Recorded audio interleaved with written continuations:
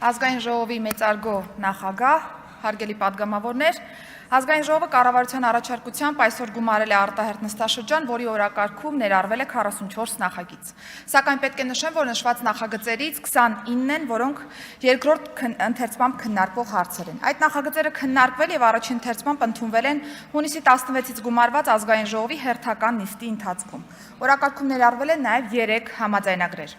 Որպես նախաձեռնողի ներկայացուցիչ կանդրադառնամ միայն այն նախագծերին, որոնք առաջարկել են քննարկել հատուկ, այն է 24 ժամյա ընթացակարգով, այսպես։ Ընտրական օրենսգիր սահմանադրական օրենքում եւ Հանրաքվեի մասին օրենքում վերանայումներ նախատեսող օրինագծերով ներդրվում է բնակության ցենզ ընտրությանը քվեարկությանը մասնակցելու իրավունքի իրացման համար։ Նախագծերի ընդունմամբ կապահովի ժողովրդային իշխանության իրականացման համակարգային միասնականությունը, երաշխավորելով ժողովրդավարական կառավարմանն այն քաղաքացիների մասնակցությունը, որոնց կապը պետության հետ ունի իրական բնույթ եւ բովանդակություն։ Օրակարգում ներառած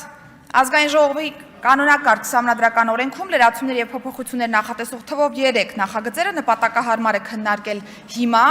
այն հաշվառմամբ, որ դրանցով առաջարկվող կարգավորումներն ուժի մեջ են մտնում մինչև հաջորդ Ազգային ժողովի ձևավորումը։ Դրանք են падգամավորի երթման նոր տեքստի հաստատումը,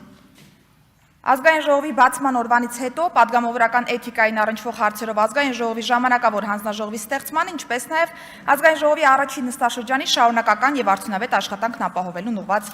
նախագծերը։ Հատկապես նկատեմ, որ այս նախագծերի ընդունման արդյունքում բացառվելու են այն դեպքերը, երբ առանձին պաշտոններում տեխնատու չառաջադրելու հետևանքով անհիմն ձգձգվում է առաջին նստաշրջանի ընթացքը։ Բուսասանիտարիայի մասին օրենքում լրացումներ եւ փոփոխություններ կատարելու մասին օրենքի նախագիծը եւ կենդանիների նկատմամբ պատասխանատու վերաբերմունքի մասին օրենքում լրացումներ եւ փոփոխություններ կատարելու մասին օրենքի եւ հարակից օրենքների նախագծերի փաթեթը միտված են մարդու առողջության, շրջակա միջավայրի պահպանության, ինչպես նաեւ կենդանիների նկատմամբ պատասխանատու վերաբերմունքի ամրապնդմանը։ Ընտանեկան եւ կենցաղային բռնության կանխարգելման ու ընտանեկան եւ կենցաղային բռնության ենթարկված Անձանց պաշտպանության մասին օրենքում լրացումներ եւ փոփոխություններ կատարելու մասին օրենքի նախագծի ընդունմամբ հնարավոր է լինելու օր առաջ կանխել կամ առնվազն նվազեցնել բռնություն գործադրած անձի կողմից կրկին նոր բռնություն գործադրելու ռիսկը։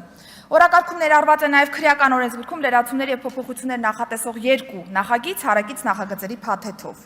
Այդ նախագծերի փաթեթներից մեկով առաջարկվում է քրեական պատասխանատվություն նախատեսել պարտադիր զինվորական կամ այլ ընտրանքային ծառայության կամ զորահավաքային զորակոչից կամ վարժական հավաքներից խուսափելու նպատակով նախաձեռնված քրեական վարույթի ընթացքում նշանակված առողջական վիճակի հետազոտություն կամ փորձաքննություն անցնելուց, ինչպես նաև հետազոտման նպատակով նմուշ տալուց հրաժարվելու կամ խուսափելու համար։ Իսկ մյուսով խստացվում է պատասխանատվությունը ընտրակաշառք տվողների եւ ստացողների նկատմամբ հաշվի առնելով, որ այդ իրավախախտումներն ուղղված են սահմանադրական իրավունքների եւ ազատությունների դեմ։ Նման կարևորության հարցերը պահանջում են կարգավորիչ միջամտություն հնարավորինս սեմ ժամկետում։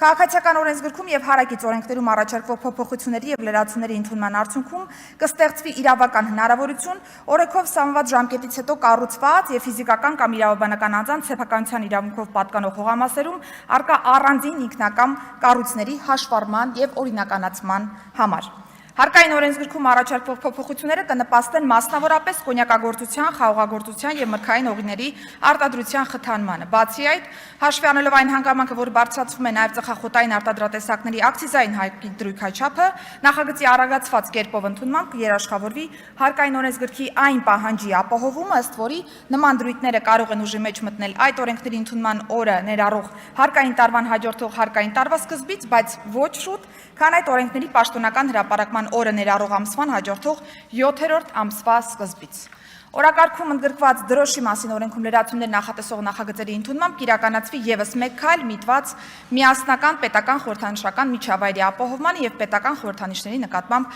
հարգանքի ձևավորման խթանմանը։ Միաժամանակ առաջնորդվելով Ազգային ժողովի կանոնակարգ սահմանադրական օրենքի 46-րդ հոդվածի 2-րդ մասի կարգավորումներով առաջարկում եմ արտահերթ նստաշրջանի 11-րդ, 40-րդ եւ 44-րդ հարցերը քննարկել 12-րդ հարցից հետո, հաշվի առնելով, որ այդ նախագծերի քննարկման համար եւս առաջարկվել է 24 ժամյա ընթացակարգ։ Այսքանը, շնորհակալ եմ։